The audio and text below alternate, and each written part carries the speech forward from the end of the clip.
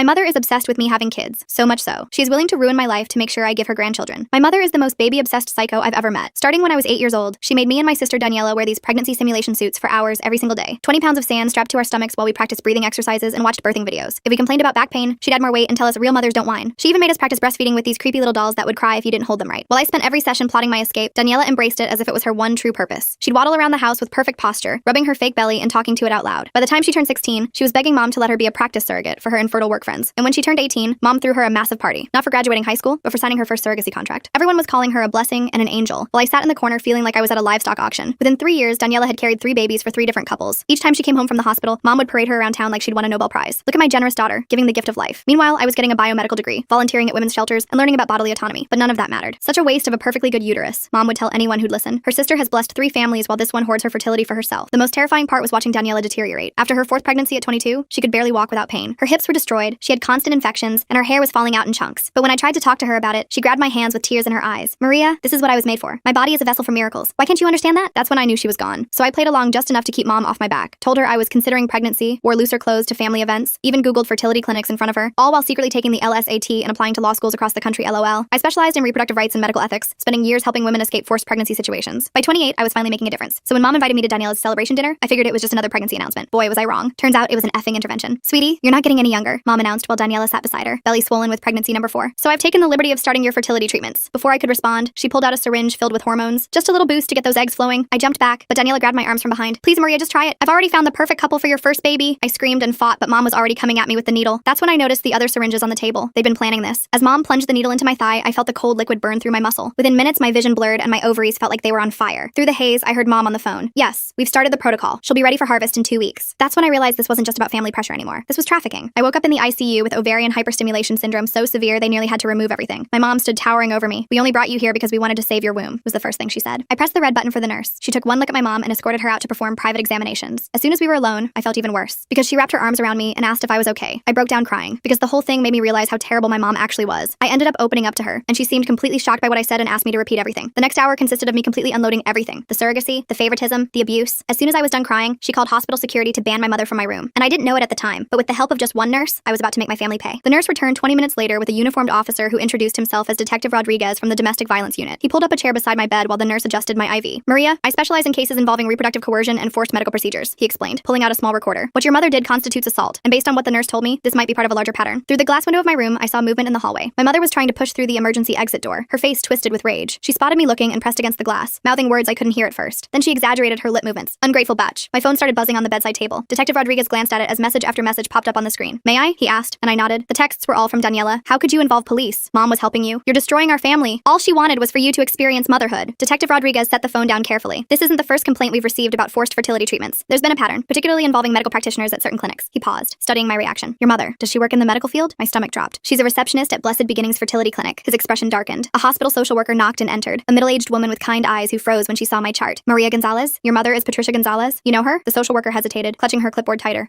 We've had some interactions. Let me get you some resources. She fumbled through her papers, clearly uncomfortable. Detective Rodriguez made notes while I described the intervention dinner. The social worker kept glancing at the door, and I noticed her hands shaking slightly as she handed me pamphlets about domestic violence resources. I need to check something, I said, reaching for my phone. I logged into my medical portal, scrolling through recent documents. There it was, dated 3 months ago, right after I'd casually mentioned to Mom that James and I were thinking about our future. My medical power of attorney had been changed to my mother. This isn't my signature, I said, showing them the document. The handwriting was similar to mine, but slanted differently, the way someone might write if they were tracing. Before anyone could respond, a man in an expensive suit strode into the room. I'm representing Patricia Gonzalez. I understand there's been a misunderstanding regarding my client's daughter's medical care. That was fast, Detective Rodriguez muttered. The lawyer smoothed his tie. Maria is clearly suffering from hormone-induced psychosis. Her mother was simply trying to help when Maria became violent. We're requesting an immediate psychiatric evaluation. I'm not psychotic, I protested. The hormones in your system suggest otherwise. Ovarian hyperstimulation can cause severe mood disturbances, paranoia, even hallucinations. The hallway suddenly filled with noise. Daniela appeared with 5 small children clinging to her maternity dress. Aunt Maria needs help, she announced loudly to anyone who would listen. She's been struggling with jealousy issues for years. Hospital security arrived, trying to maintain order as the children started crying. Daniela bounced the youngest on her hip while rubbing her pregnant belly with her free hand. I grabbed my phone to call my law firm, needing backup. The receptionist answered on the second ring. Oh, Maria, your mother called earlier. She explained about your situation. Don't worry. We're handling your caseload while you recover. What? No, I'm fine. I need to speak to... The partners think it's best if you focus on getting better. Your mother said the breakdown was quite severe. I hung up, my hands trembling. Through the window, I watched my mother pull something from her purse, showing it to her lawyer. Keys, my apartment keys, my car keys. She started reciting something, and though I couldn't hear her, I recognized the pattern. She was listing my work schedule. Monday, she has court at 9. Tuesday is client meetings until 6. Wednesday, she volunteers at the women's shelter. The lawyer nodded along, taking notes. James burst through the door, still in his work clothes. Maria, I got your text. But Daniela intercepted him in the hallway, placing a manicured hand on his arm. I couldn't hear what she was saying, but I saw her gesture toward me, then touch her temple in the universal sign for crazy. She pulled out her phone, showing him something on the screen. The nurse who'd been helping me earlier returned with a plastic bag. "These are the belongings you came in with," she said, but her expression was troubled. She pulled out several glossy brochures from Blessed Beginnings Fertility Clinic. "Those aren't mine," I said immediately. She unfolded one of the brochures. Inside was a consent form for egg retrieval, dated last week. The signature matched the one on my power of attorney document. The hospital administrator appeared in the doorway, a thin woman with a practiced smile. "Given the circumstances and the family's concerns, we think it might be best to transfer Maria to our psychiatric ward for a full evaluation, just as a precaution." Through the glass, my mother smiled. Detective Rodriguez stood up. "She's not going anywhere without a court order." "Of course," the administrator said smoothly. "We're simply considering all options for Maria's well-being." My phone buzzed again. This time it was my law school mentor, Professor Chen. "Just got off the phone with your mother. She's very concerned about your pregnancy delusions. Said you've been fixating on having a baby, but your body won't cooperate. Is everything okay?" I wanted to scream. Every avenue of my life was being systematically poisoned. I looked at Detective Rodriguez, then at the social worker who still wouldn't meet my eyes, then at James in the hallway with Daniela still whispering in his ear. "The evaluation," I said suddenly. "I'll do it. I'll prove I'm competent." The lawyer smiled. "Excellent. Dr. Margaret Whitfield will perform the evaluation. She's the best in the state." The name sounded familiar. Then it hit me. Mom's book club. Dr. Whitfield had been coming to our house for monthly meetings for over a decade, but it was too late to take it back. The administrator was already making arrangements, and my mother's smile through the glass had turned triumphant. The nurse squeezed my hand as she checked my IV one more time. She leaned close, pretending to adjust my pillow. "Whatever happens, don't sign anything else," she whispered. "And check your phone's location settings. Someone's been tracking you." As everyone filed out to make arrangements for my evaluation, I noticed something else. Daniela was showing James her phone again, and this time I caught a glimpse of the screen. It was a text conversation, but not recent ones. These were from 2 years ago, when James and I had first started dating, and I'd mentioned that maybe someday, far in the future, we might want kids. She was building a case that I'd always wanted children, that this was all my own frustrated desire manifesting as paranoia. And from the look on James's face, it was working. The psychiatric evaluation was scheduled for tomorrow morning. As I lay in that hospital bed, watching my mother orchestrate my destruction through a pane of glass, I realized the true horror of my situation. She'd been planning this for years, waiting for the perfect moment to spring her trap, and I'd walked right into it. The psychiatric evaluation was set for 8 a.m. I spent the night rehearsing answers in my head, trying to anticipate Dr. Whitfield's questions. The nurse from earlier shift had slipped me a sedative, whispering that I'd need rest to appear stable, but sleep wouldn't come. Every time I closed my eyes, I saw my mother's triumphant smile through that glass. Around 3 a.m., my phone lit up with an Instagram notification. Daniela had posted a photo from last month's family dinner. There I was, slumped in my chair, eyes glazed. The caption read, "Praying for my sister's fertility journey. Some women struggle more than others to accept their maternal calling." Posted 3 weeks ago, but I was just seeing it now. The comments were full of sympathy for her and concern for me. I scrolled through her feed with growing horror. She'd been documenting my journey for months. Photos of me at family gatherings, always looking tired or distracted, captions about my baby fever and fertility struggles. In one video, I was playing with her youngest daughter, and Daniela had added text overlay. "She'll be such a good mom when she stops fighting nature." My work email pinged, then pinged again and again. I opened it to find my inbox flooded with messages. The subject lines made my blood run cold. "Thinking of you during this difficult time. Take all the time you need. Your health comes first." My mother had sent an email to my entire firm from my account. I read it with shaking hands. "Dear colleagues, I'm writing to inform you that I'll be taking an indefinite leave of absence to address some personal health matters. As many of you know, I've been struggling with fertility issues and the emotional toll has become overwhelming. My family is helping me get the treatment I need. Please redirect all urgent matters to the managing partners. Thank you for your understanding during this difficult time. Maria." The timestamp showed it was sent at 2:47 a.m. While I was lying here wide awake, I tried to log into my work account to send a retraction, but my password had been changed. My hands fumbled with the password reset, but the recovery email had been switched to one I didn't recognize. My mother had locked me out of my own professional life. 3 of my clients had already responded with supportive messages. Women I'd helped escape abusive situations, now believing I was having a mental health crisis. One wrote, "I always sensed you carried deep pain about motherhood. Please don't let it consume you like it almost consumed me." The irony made me want to vomit. By 6 a.m., the psychiatric ward's morning shift was arriving. I watched through my door's window as staff members whispered to each other, glancing in my direction. News traveled fast in hospitals. They all knew I was the woman who'd attacked her mother for trying to help with fertility treatments. A breakfast tray arrived, but I couldn't eat. My hands shook too badly to hold the plastic spoon steady. When I tried to drink the juice, I noticed a bitter aftertaste and set it down immediately. After what I'd learned about the drugging at family dinners, I couldn't trust anything. Detective Rodriguez arrived at 7:30, looking exhausted. "I've been investigating all night," he said quietly, pulling his chair close. "Your mother's name appears in several concerning patterns at that fertility clinic. But Maria," he hesitated, "the evidence is complicated. She's been very careful to make everything look like loving family support." "What kind of patterns?" I asked. "Young women, mostly from troubled backgrounds, who suddenly decide to become egg donors or surrogates after meeting with clinic staff. Your mother often handles their intake paperwork." He showed me a folder. "But here's the problem. They all sign consent forms. They all pass psychological evaluations. On paper, everything looks legitimate, because the system is designed to protect the clinic, not the women," I said. He nodded grimly. "I need more evidence to build a case. But right now, I'm more concerned about getting you through this evaluation safely." Dr. Whitfield arrived precisely at 8 a.m., carrying a leather briefcase and wearing a sympathetic smile that didn't reach her eyes. She was exactly as I remembered from Mom's book club meetings. Silver-haired, professionally dressed, with reading glasses on a pearl chain. "Maria, dear," she said warmly, "your mother has told me so much about your struggles." Detective Rodriguez started to object, but she held up a manicured hand. "I'm afraid this evaluation must be conducted privately. Standard protocol." "I'm staying," he said firmly. "Then I'll have to note in my report that the patient required police supervision, which suggests violent tendencies." Her smile never wavered. "Your choice, detective." He looked at me, jaw clenched. I nodded slightly. We both knew she'd already made up her mind about her report. Having him removed would just give her more ammunition. After he left, Dr. Whitfield settled into the visitor's chair and opened her briefcase. Inside, I glimpsed what looked like completed forms. The evaluation results, already written. "Now then," she began, pulling out a tablet. "Let's talk about your relationship with motherhood." For the next hour, every question was a trap. When I explained I'd chosen career over children, she typed notes about defensive rejection of femininity. When I mentioned helping women escape reproductive coercion, she murmured about projection of internal conflicts. When I tried to tell her about the forced injection, she asked if I often felt persecuted by maternal figures. "Your mother mentioned you've been playing with dolls recently," she said, studying me over her glasses. "What? No, I haven't. She found them in your apartment. Baby dolls, hidden in your closet." She showed me a photo on her tablet. 3 dolls I'd never seen before, tucked behind my winter coats. It's quite common for women experiencing fertility grief to regress to childhood coping mechanisms. I stared at the photo, my mind racing. The dolls were positioned carefully, as if someone had staged them. One was holding a tiny bottle. Another had a miniature diaper bag. The third was wrapped in a blanket that looked handmade. Those aren't mine, I said. Denial is also common, Dr. Whitfield replied, typing rapidly. Maria, there's no shame in wanting children, but when that desire becomes so overwhelming that you lash out at family members trying to help, she injected me with fertility hormones against my will. She tried to give you a vitamin supplement, according to witnesses. You became violent and had to be restrained. She tilted her head sympathetically. The mind can play tricks when we're under stress. Sometimes we misinterpret loving gestures as attacks. My phone buzzed. A notification from my bank. A large withdrawal from my savings account. When I tried to check it, Dr. Whitfield reached over and gently took the phone. Let's focus on our conversation, she said, placing it in her briefcase. Tell me about your jealousy toward Daniela. I'm not jealous of my sister. 7 successful pregnancies, a loving family, the admiration of your community. She leaned forward. Meanwhile, you've dedicated your life to preventing other women from experiencing motherhood. Don't you see the connection? Every protest I made was twisted into evidence of my instability. By the time she finished, she painted a picture of a woman so consumed by fertility grief that she'd constructed an elaborate persecution fantasy, rather than admit her own desires. I'm recommending a 72-hour hold for observation, she announced, closing her tablet. With continued therapy, I believe we can help you work through these delusions. You can't do this, I said. I know my rights. Of course you do, dear. You've spent years studying law to compensate for what you perceive as your feminine failures. She stood, smoothing her skirt. The hold begins immediately. Psychiatric transport will be here within the hour. After she left, I grabbed the room's phone to call someone, anyone, but who? My firm thought I was having a breakdown. My boyfriend was being poisoned against me by my sister. My bank accounts were being drained. Even my mentor had been reached by my mother's campaign. The transport team arrived while I was still holding the dead phone. 2 orderlies with kind faces and firm grips. They spoke to me like I was fragile, dangerous, unpredictable. The nurse who'd helped me earlier was nowhere to be seen. As they prepared me for transport, I saw my mother in the hallway. She was talking to Dr. Whitfield, occasionally dabbing at her eyes with a tissue. The concerned mother, bravely handling her daughter's mental health crisis. Other staff members patted her shoulder sympathetically. The psychiatric ward was in a separate building, connected by an underground tunnel. The fluorescent lights hurt my eyes as they wheeled me through. The orderly pushing my wheelchair hummed tunelessly. The sound echoed off the concrete walls, mixing with the squeak of wheels and the distant clang of doors. My new room was small and sterile. White walls, a narrow bed with restraint straps visible, a small window with reinforced glass. They gave me paper scrubs to wear and took my belongings for safety reasons. The nurse doing intake was young, efficient, and clearly uncomfortable. Any history of mental illness? She asked. Number of sewer slide attempts? Number of violent episodes? No. Wait, they're saying I attacked my mother, but I'll put down one recent episode. She typed quickly. Dr. Whitfield's orders say you're to have no visitors except family for the first 24 hours. No phone calls. It's for your own stability. That's illegal. I have the right to contact my lawyer. She bit her lip. I'll have to check with the attending physician about that. But the attending physician was conveniently unavailable, as were the patient advocates, the ward administrator. Everyone who might help was somehow unreachable. I was trapped in a bureaucratic maze designed to look like treatment. My mother arrived that afternoon with a suitcase. I brought you some comfortable clothes, she announced, setting it on the bed, and some photos of Daniela's babies. I thought they might help you remember what we're working toward. She unpacked methodically. Maternity clothes, all in my size. Prenatal vitamins, a journal titled My Fertility Journey, with the first several pages already filled out in handwriting that looked almost like mine. Photos of babies I'd never met, labeled with names like your nephew and your godson. The retrieval is scheduled for next week, she said conversationally, hanging up a dress clearly designed for a pregnant woman. Dr. Martinez at the clinic is very optimistic about your egg quality. 28 is still young enough for excellent results. I'm not consenting to egg retrieval. Of course not, dear. Not in your current state. She smoothed the dress on its hanger. That's why I've petitioned for temporary medical conservatorship, just until you're thinking clearly again. She pulled out a folder thick with documents. Legal forms, medical papers, psychiatric evaluations. My signature on half of them, forged but convincing. A paper trail stretching back months, documenting my supposed descent into fertility obsession. Your work friends have been so supportive, she continued. Several have written letters for the conservatorship hearing. They've noticed your preoccupation with pregnancy for some time, apparently. All those pro bono cases for pregnant women, they thought you were working through something personal. I watched her redecorate my psychiatric room into a nursery in waiting. She'd brought a small ultrasound photo in a frame, labeled Baby Gonzalez with next month's date, a mobile with tiny elephants, a book about pregnancy nutrition, each item carefully chosen to support her narrative. Daniela sends her love, Mom said, pulling out her phone. She's been so worried about you. She showed me a video. Daniela in a hospital bed, surrounded by flowers, cradling her newest baby. Hi, Maria, my sister said to the camera, her voice weak but warm. I just wanted you to know that I love you. And when you're ready, there's a wonderful couple waiting to give your babies all the love in the world, just like mine are getting. Don't fight this, okay? Let Mom help you. She only wants what's best. The baby in her arms started crying. Daniela winced as she adjusted her position, and I saw the flash of pain across her face. The camera shook slightly. Whoever was filming had noticed too. Then the video cut off. She's so brave, Mom said, tucking the phone away. 5 pregnancies now, and she never complains, unlike some people. A commotion in the hallway interrupted her. Raised voices, then the sound of security being called. Through the small window in my door, I saw the nurse who'd helped me in the ICU being escorted out by security. She was carrying a box of personal items, her face flushed with anger. My mother followed my gaze and smiled. Oh yes, she was let go this morning. HIPAA violations, I heard. Sharing patient information without authorization. Such a shame. She seemed like a nice girl. The message was clear. Anyone who helped me would pay the price. After Mom left, I tried to sleep but couldn't. The bed was too firm, the room too bright, the sounds of the ward too unsettling. Someone down the hall was crying. Another patient kept asking for their mother. The night nurse did checks every hour, shining a flashlight through the window. Around midnight, a different nurse slipped into my room. She was older with graying hair and tired eyes. I don't have long, she whispered, but I knew your nurse friend. She asked me to give you this. She pressed a small piece of paper into my hand. A phone number, nothing more. Call it when you can, she said. Not from here. They monitor the ward phones, but when you get out, she glanced nervously at the door. There are more of us than you think. Women who've seen what happens at that clinic. We've been too scared to speak up. She left as quickly as she'd come. I memorized the number and then tore the paper into tiny pieces, flushing them down the toilet. Evidence of conspiracy, my mother would call it. Proof of paranoid delusions, Dr. Whitfield would say. The next morning brought group therapy. 6 women in a circle, sharing their struggles. The therapist, a young man with an earnest face, encouraged us to explore our relationships with femininity. When my turn came, I stayed silent. Anything I said would be documented, twisted, used against me. Maria is working through some fertility grief, the therapist explained to the group. Sometimes that manifests as rejection of traditional female roles. One of the other women, barely out of her teens, looked at me with sympathy. I get it, she said. I used to think I didn't want kids either, but therapy helped me realize I was just scared of not being good enough. I wanted to scream that not wanting children was a valid choice, that femininity wasn't defined by reproduction, that I was here because I'd helped too many women escape exactly this kind of pressure, but I just nodded and let them draw their own conclusions. Lunch was in a common room with barred windows. I picked at the food, still paranoid about substances. My table mate, an older woman with hollow eyes, leaned over conspiratorially. First time? She asked. I nodded. Word of advice, agree with everything they say. Fastest way out is through compliance. She stirred her pudding absently. I've been here 6 times. Keep fighting my daughter about custody of my grandkids, but this time I'm gonna play along. Tell them I understand boundaries, accept my role. Her laugh was bitter. Whatever gets me out, right? That afternoon, I had individual therapy with Dr. Whitfield. She'd set up a permanent office on the ward to better serve my patients. The walls were covered with inspirational posters about motherhood and healing. Your mother tells me you were asking about the retrieval procedure, she began. I wasn't. It's natural to be curious. Many women find that understanding the medical process helps alleviate their fears. She pulled out a brochure from Blessed Beginnings. The clinic has an excellent success rate, and the couple your mother has selected is just lovely. He's a doctor, she's a teacher. They've been trying for 5 years. I'm not donating my eggs. Of course not. You're donating the possibility of life. There's a difference. She made a note on her pad. Maria, I want you to try something. Close your eyes and imagine holding your biological child. Even if another woman carries them, they'll still be yours in the way that matters. I kept my eyes open, staring at her diplomas on the wall, all from respectable institutions, all legitimate. This wasn't some back alley operation. It was a fully licensed psychiatrist in an accredited hospital doing exactly what the system allowed her to do. Resistance is normal, she continued. But I think deep down, you know your mother is right. You've spent so many years fighting your nature that you've convinced yourself the fight is the purpose. But what if you just let go? James came during visiting hours, but I was told family only. Daniela arrived instead, moving slowly, one hand supporting her belly. She'd brought her 5 children, who fidgeted uncomfortably in the sterile visiting room. Aunt Maria is sick, she told them, but she's getting better. The oldest, a girl about 6, studied me solemnly. Grandma says you're going to have babies soon too. That's right, sweetheart, Daniela said before I could respond. Aunt Maria just needs some help remembering how much she wants them. She'd brought photos from our childhood, the 2 of us with those horrible pregnancy suits, but she'd edited them somehow. In these versions, I was smiling, playing along, happy. Remember how you used to name your pretend babies? She asked. You had a whole list. Emma, Sophia, little James Jr. If it was a boy. That was you, I said quietly. Those were your names. No, Maria. She pulled out a notebook, weathered and familiar. My childhood diary. She opened it to pages I didn't remember writing. Lists of baby names and handwriting that looked like mine but wasn't. See? You've always wanted this. The stress just made you forget. The children watched our exchange with wide eyes, learning, absorbing, seeing how Aunt Maria was being helped to remember her true purpose. The oldest kept glancing at her mother's swollen belly, then at my flat stomach, confusion clear on her face. After they left, I found myself in the bathroom, staring at my reflection. The fluorescent lights made me look pale, hollow, like the other women on the ward. I wondered how many of them were here for similar reasons, how many had fought too hard against expectations and ended up labeled as crazy. That evening, there was an incident. A new patient, young and terrified, had been brought in screaming about being forced to have a baby. Security had to restrain her while nurses administered sedatives. Through my cracked door, I heard fragments of her story. Religious parents, pregnancy pact, escape attempt. By morning, she was calm, compliant, sitting in group therapy talking about how she'd misunderstood her family's love. Sometimes we perceive care as control, the therapist said, nodding approvingly. But with medication and therapy, we can learn to accept support. I watched her carefully, the slight tremor in her hands, the delayed responses, the way she agreed with everything, even contradictory statements. They'd medicated her into submission, and everyone pretended it was healing. My own medication arrived with breakfast, just to help with the anxiety, the nurse explained. I recognized the pills, mild sedatives, nothing too serious. But I knew they were just the beginning. Refuse too long, and they'd find reasons for stronger interventions. I palmed the pills, pretended to swallow. Later, I'd flush them like the phone number, but I couldn't keep this up forever. Eventually, they'd do mouth checks, inject medications, find ways to ensure compliance. The conservatorship hearing was in 3 days. Dr. Whitfield assured me it was just a formality, and that I didn't need to attend. Your mother will handle everything. You just focus on getting better. But I knew what that hearing meant. Once she had conservatorship, she could consent to anything on my behalf. Egg retrieval, hormone treatments, even forced pregnancy if she found a suitable way to frame it as therapeutic. That night, I lay awake planning. Not escape, that would only prove my instability, but compliance. Strategic, calculated compliance that might get me released before the hearing. I'd have to become what they wanted to see. A woman who'd accepted her true desires, who understood her mother's love, who was ready to embrace motherhood. The performance would have to be perfect. One slip, one moment of resistance, and I'd be here indefinitely. But if I could convince them I'd had a breakthrough, shown proper gratitude for their help, maybe, just maybe, I could get out in time to fight the conservatorship. I thought about all the women I'd helped over the years, how many had been in similar positions, trapped by family expectations, medical systems, legal frameworks that prioritized reproduction over autonomy. I'd fought for them in courtrooms and shelters. Now I had to fight for myself with the only weapons left, manipulation and lies. The irony wasn't lost on me. To prove I was sane, I had to act crazy. To maintain my autonomy, I had to surrender it. To escape my mother's control, I had to embrace everything she wanted me to be. Tomorrow, I'd start my performance, cry in therapy about my empty womb. Thank Dr. Whitfield for helping me see the truth. Ask Daniela for advice about egg donation. Let my mother dress me in those maternity clothes and tell her how right they felt. Every word would burn. Every gesture would betray everything I believed. But it was the only way out that didn't involve a needle in my arm and stirrups in an operating room. The night nurse did her check, flashlight sweeping across my face. I kept my breathing even, feigning sleep. Down the hall, someone was crying again, or maybe still. In places like this, the crying never really stopped. 3 days. I had 3 days to convince them I was cured of the terrible affliction of not wanting children. 3 days to perform the most important act of my life. The real tragedy was that I knew I could do it. Years of watching Daniela had taught me exactly what to say, how to act, what they wanted to see. I could become the perfect patient, grateful for their intervention, eager to fulfill my biological destiny. And maybe that was the worst part. Not that they were trying to break me, but that I knew exactly how to let them think they'd succeeded. The next morning, I woke with newfound determination. During group therapy, I raised my hand for the first time. I think I understand now, I said, letting my voice crack. All these years, I've been running from what I really wanted. The therapist leaned forward eagerly. Tell us more, Maria. I described a fabricated dream about holding a baby, watching the other women nod knowingly. When Dr. Whitfield arrived for our session, I was ready. I want to apologize, I began, twisting my hands in my lap. You were right. I've been using my career to avoid facing my fertility grief. She practically glowed. This is wonderful progress, Maria. For the next hour, I fed her exactly what she wanted to hear. How jealous I'd been of Daniela's pregnancies. How my work with reproductive rights was really about controlling what I couldn't have. By the end, she was typing furiously, documenting my breakthrough. I think we should tell your mother, she said. She'll be so relieved. When Mom arrived that afternoon, I was wearing one of the maternity dresses she'd brought. The fabric hung loose on my frame, but I kept rubbing my flat stomach the way I'd seen Daniela do countless times. Oh, sweetie, Mom said, tears in her eyes. You look so natural. I let her hug me, fighting the urge to push her away. I'm sorry I fought you, I whispered. You were just trying to help. She pulled back, studying my face. For a moment, I thought she saw through the act. Then she smiled and pulled out her phone. Daniela needs to hear this, she said, already dialing. I spent the rest of the day performing, asking Mom about the egg retrieval process, looking at photos of the couple who wanted my eggs, even practicing breathing exercises from those horrible childhood sessions. Dr. Whitfield was so impressed that she mentioned possibly expediting my release. If you continue showing this level of insight, we might not need the full 72 hours. That night, I couldn't sleep. Tomorrow was crucial. I needed to maintain the performance while somehow getting access to a phone or computer. The conservatorship hearing was in 2 days, and I had to find a way to contest it. The next morning brought a surprise. James arrived during visiting hours, and this time they let him in. He looked exhausted, conflicted. Your mom said you're doing better, he said carefully. I wanted to scream the truth, but I knew they were probably monitoring us. Instead, I reached for his hand. I've been so confused, I said, but I'm starting to understand what I really want. He studied my face, and I tried to communicate silently. His eyes widened slightly. Did he understand? Maybe when you get out, we can talk about our future, he said slowly. I'd like that, I replied, squeezing his hand 3 times. Our old signal for play along. After he left, I felt a spark of hope. Maybe he hadn't completely bought Daniela's lies. That afternoon, I convinced the ward staff to let me use the computer in the day room to research fertility options. Instead, I quickly logged into my email through a web browser. My password still worked on my personal account. I fired off a message to a colleague who specialized in conservatorship law, keeping it vague but urgent. Then I checked my bank accounts. More money had been withdrawn. At this rate, I'd be broke within a week. Finding good information? A nurse asked, approaching. I quickly switched tabs to a fertility clinic website. Just learning about the process, I said brightly. She smiled and moved on. I had maybe 5 more minutes before someone got suspicious. I navigated to the court website and found the conservatorship filing. My mother had claimed I was gravely disabled due to fertility-related psychosis. The hearing was scheduled for tomorrow at 2 p.m. I memorized the case number and courtroom, then cleared the browser history. If I could just get released in the morning, I might make it to court. That evening, Dr. Whitfield called an emergency session. My stomach dropped. Had they discovered my computer use? Your mother told me you've been asking about specific fertility clinics, she said. I'm so pleased with your progress that I'm recommending immediate release. I blinked. Really? You'll need to continue outpatient therapy, of course, but I think you're ready to take the next steps in your journey. She smiled. Your mother has already made an appointment at Blessed Beginnings for tomorrow afternoon, the same time as the conservatorship hearing. That's wonderful, I managed to say. I was released the next morning at 9 a.m. Mom was waiting with a bouquet of flowers and a gift bag. I bought you some prenatal vitamins, she said, handing me the bag. Just to prepare your body. I smiled and accepted them, already planning my next move. Mom, I need to stop by my apartment first. Change clothes, feel normal again. Her smile faltered. Oh, but we have appointments. Please, I said, channeling Daniela's manipulation tactics. I want to look my best when we go to the clinic. This is such an important day. That worked. She drove me to my apartment, though she insisted on coming inside. While she waited in the living room, I locked myself in the bathroom and called the colleague I'd emailed. Maria, I got your message. The hearing is at 2 p.m., right? I'll be there. I can't make it, I whispered. My mother will have me at the fertility clinic. Can you file an emergency motion? Without you present, it's harder, but I have evidence, I interrupted. Check my work email. Password is, I gave her my credentials. There's a folder labeled personal. Everything's there. I hung up as Mom knocked on the door. Everything okay, sweetie? Just nervous. I called back. I emerged to find her rearranging my bookshelf, removing my law texts and replacing them with pregnancy guides she'd brought. Much better, she said. Now, let's get you changed. She'd brought an outfit, a flowing dress that suggested fertility and femininity. I put it on, playing the part. We arrived at Blessed Beginnings at 1:30. The waiting room was full of hopeful couples and young women who looked vaguely disconnected. I recognized the look from my years of advocacy work. Patricia, a nurse greeted my mother warmly. And this must be Maria. We've heard so much about you. They whisked me back for preliminary testing, while Mom filled out paperwork. The nurse chattered about success rates and happy families while drawing my blood. Your mother says you're eager to help a special couple, she said. Very eager, I lied. At 2:15, I asked to use the bathroom. Instead, I slipped out a side door and called a rideshare. The courthouse was only 10 minutes away. I burst into the courtroom at 2:25. The judge was already speaking, my mother at the petitioner's table with her lawyer. My colleague stood at the respondent's table, looking relieved to see me. Your Honor, she said quickly, my client has arrived. Mom's face went white, then red. She's supposed to be at the clinic. Interesting, the judge said dryly. Ms. Gonzalez, are you here of your own free will? Yes, Your Honor, and I'd like to contest this conservatorship petition. The next hour was brutal. Mom's lawyer presented Dr. Whitfield's evaluation, the psychiatric hold, my confession of wanting children. But my colleague countered with the evidence I'd gathered, the forged signatures, the timeline of Mom's planning, the pattern of coercion at the clinic. Your Honor, I said when given the chance to speak, I don't have fertility grief. I have a mother who's built her entire identity around her daughter's reproductive capacity. She drugged me, forged documents, and orchestrated an elaborate campaign to destroy my credibility when I refused to participate in her breeding agenda. Mom started crying. I just wanted grandchildren. Is that so wrong? You have 5 grandchildren, I pointed out. Through Daniela, who can barely walk anymore because of what you've done to her body. She chose that life, did she? Or did you condition her from age 8 to believe she had no other value? The judge called for order. After reviewing the evidence, including the hair follicle test results my colleague had subpoenaed, he made his decision. The petition for conservatorship is denied, he said firmly. Furthermore, I'm issuing a restraining order. Ms. Patricia Gonzalez, you are to have no contact with your daughter Maria. Mom wailed. Her lawyer whispered urgently in her ear, but the decision was final. As we left the courthouse, I saw Daniela in the parking lot, struggling to get out of her minivan with her swollen belly. She'd brought all 5 children. How could you? She called out. Mom loves us. She loves what our bodies can do for her, I replied. There's a difference. The oldest child, the 6-year-old girl, tugged on Daniela's dress. Mommy, why is Grandma crying? Daniela didn't answer. She couldn't. Because how do you explain to a child that they're being groomed for the same fate? I walked away, my colleague beside me. What now? She asked. Now I file a complaint with the medical board about Blessed Beginnings, I said, and I start documenting everything for the civil suit. What about your sister? I looked back at Daniela, still standing by her van, children clustered around her like shields. I can't save someone who doesn't want to be saved, but maybe I can protect her daughters. That evening, James came to my apartment. We sat on my couch, the same one where Mom had probably planted those dolls, and talked for hours. I almost believed them, he admitted. The texts, the photos, the stories, it all seemed so real. That's how good manipulators work, I said. They take a grain of truth and build a mountain of lies. He stayed the night. Not romantically, neither of us were ready for that. But having someone there who believed me, who saw through the gaslighting, made me feel human again. The next few weeks were a blur of legal filings. Therapy, real therapy, not Dr. Whitfield's manipulation, and slowly reclaiming my life. My firm welcomed me back after I explained the situation. Several of my clients reached out, apologizing for doubting me. The investigation into Blessed Beginnings revealed what I'd suspected, a pattern of targeting vulnerable women, often referred by concerned family members like my mother. The clinic was shut down pending review. Mom tried to contact me through flying monkeys, mutual acquaintances, distant relatives, even my childhood priest. Each time, I documented it for the restraining order file. Daniela gave birth to her 6th child 6 weeks later. I heard through the grapevine that there were complications. Bad ones. She survived, but barely. The doctors told her no more pregnancies. I wanted to feel vindicated, but I just felt sad. She was my sister, despite everything. And now she was facing the reality of a body destroyed in service of someone else's vision. 3 months after the conservatorship hearing, I got a call from an unknown number. I almost didn't answer, but something made me pick up. Aunt Maria? A small voice said. It's Emma, Daniela's oldest daughter. Hi, sweetheart, I said carefully. Is everything okay? Mommy's sick again, and Grandma keeps talking about when I'm older and can have babies. Her voice dropped to a whisper. I don't want to be like Mommy. My heart broke and soared simultaneously. You don't have to be, Emma. You can be whatever you want. Can I come see you sometime? Mommy says you're dangerous, but you don't seem dangerous. I'd love that, I said. But we need to make sure it's okay with your mom first. It wasn't okay, of course. But Emma kept calling secretly from a friend's phone or the school office. I became her safe harbor, the aunt who told her she had value beyond her uterus. 6 months later, at a family funeral, not Mom's side, thankfully, I saw Daniela. She was in a wheelchair, her body finally refusing to cooperate with her martyrdom. She looked at me across the church, and for the first time in years, I saw my sister. Not the breeding machine Mom had created, but the girl who used to sneak into my room during thunderstorms. She didn't speak to me, but she didn't look away either. A year after everything happened, I was at a coffee shop when a young woman approached me. She looked familiar, but I couldn't place her. You're Maria Gonzalez, she said. You helped my friend escape her family. They were trying to force her to be a surrogate for her sister. I'm glad she got out, I said. She did, because of you. Because you fought back and made it public. She paused. I'm supposed to start fertility treatments next week. My mom's been planning it for years, but after seeing what happened to you, what you survived, I think I'm going to run instead. I gave her my card. Call me if you need help. She left, and I sat there thinking about cycles, how they perpetuate until someone breaks them, how the breaking hurts everyone involved, how sometimes the only victory is preventing the next generation from suffering the same fate. My phone buzzed. A text from Emma, now 7 and sneaking her mom's phone. Grandma says I'm going to be a wonderful mother someday. I told her I want to be a lawyer like you instead. She got really mad. I smiled and typed back, good for you, kiddo. Stand your ground. The war wasn't over. It never really ends when family is involved. But battles had been won. Boundaries had been set. And somewhere out there, girls were learning they had options beyond what their bodies could produce for others. That had to be enough.